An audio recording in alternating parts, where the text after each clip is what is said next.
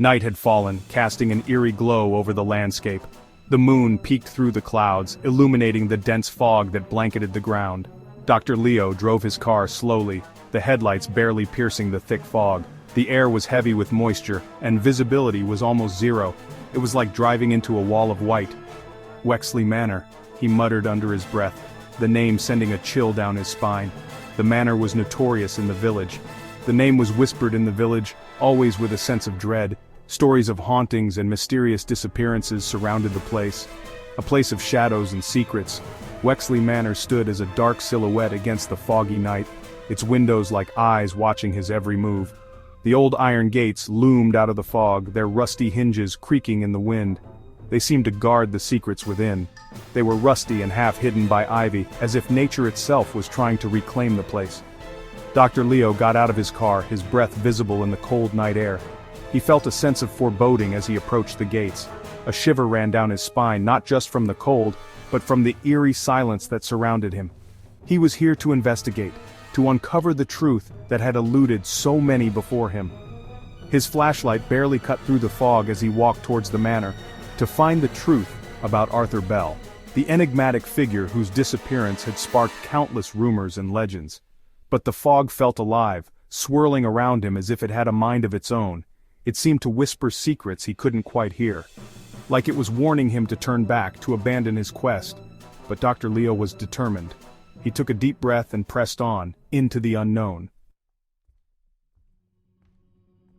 The old house stood on a hill. Its windows were dark eyes. Dr. Leo stepped inside. The air was cold and still. Dust lay thick on everything. Cobwebs clung to the high ceilings. He could hear the sound of his own breathing. It echoed in the silence. He walked through empty rooms. Each one was filled with forgotten things, furniture draped in sheets, paintings on the walls that seemed to watch him.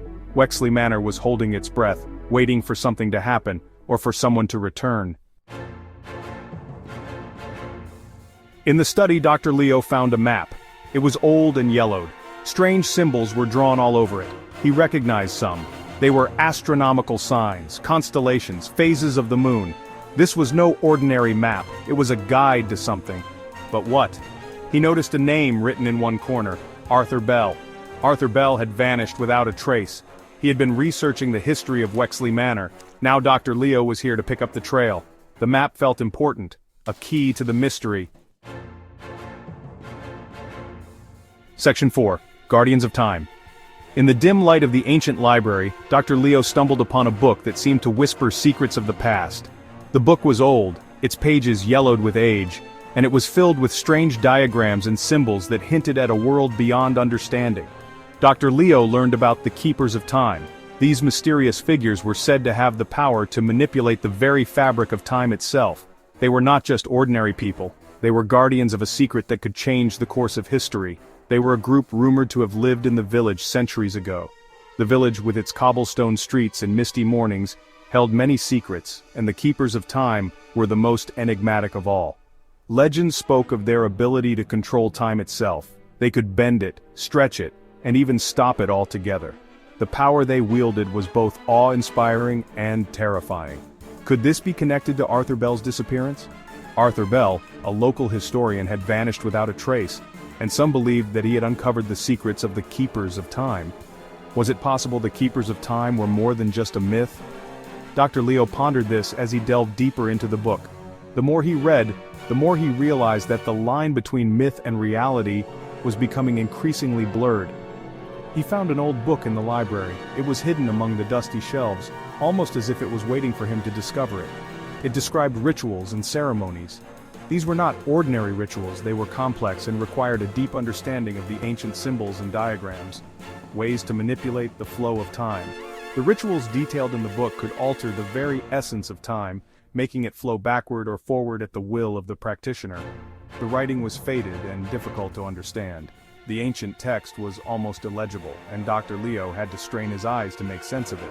But one thing was clear. The Keepers of Time had left behind a legacy that was both powerful and dangerous. Time was not a straight line here, it was a circle. The concept of time as a circle was revolutionary, and it changed everything Dr. Leo thought he knew about the world. And Wexley Manor was at its center. The old mansion, shrouded in fog and mystery, was the focal point of this time loop. and it held the key to unlocking the secrets of the Keepers of Time. Section 5. Echoes from the Past. A sound echoed in the darkness, a faint scratching noise. It was almost imperceptible, but it was there, persistent and haunting. The kind of sound that sends shivers down your spine and makes you question your own senses. Dr. Leo followed it to the attic. Each step he took was slow and deliberate, the wooden stairs creaking under his weight. The air grew colder as he ascended, and the scratching noise grew louder, more insistent. There, hidden under a pile of old furniture, was a phonograph. It was an antique, covered in dust and cobwebs, as if it hadn't been touched in decades, yet it seemed to be the source of the mysterious sound. He cranked it up and placed the needle on the record. The mechanism groaned to life, and the record began to spin. Dr. Leo held his breath, waiting for what would come next. A voice filled the dusty air. It was faint at first, barely more than a whisper, but it grew stronger, more distinct. The words were old, filled with a sense of urgency and despair, scratchy and distorted, but unmistakably human. It was Arthur Bell. His voice, though marred by time and static, carried a message. A warning perhaps, or a plea for help. The clock, it holds the key. But they are watching. The Keepers of Time. The words sent a chill down Dr. Leo's spine. Who were these Keepers of Time, and what did the clock have to do with it? The voice cut off abruptly. The clock. The sudden silence was deafening, leaving Dr. Leo with more questions than answers. Dr. Leo had seen it. The clock was not just a timepiece, it was a puzzle, a mystery waiting to be unraveled. An antique grandfather clock in the hallway. What was its secret? And who were they? The questions swirled in his mind, each one more pressing than the last. The answers lay hidden in the echoes of the past.